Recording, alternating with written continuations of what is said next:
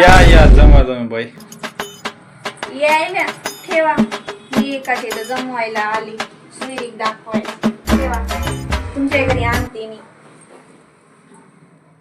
नुसतं या जमा जमे बाई म्हणायल्या.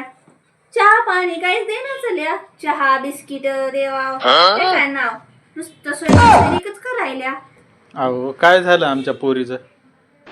तुम्हाला म्हणता चांगला जावई पाहिजे की, जसे पैसे तसा जावई.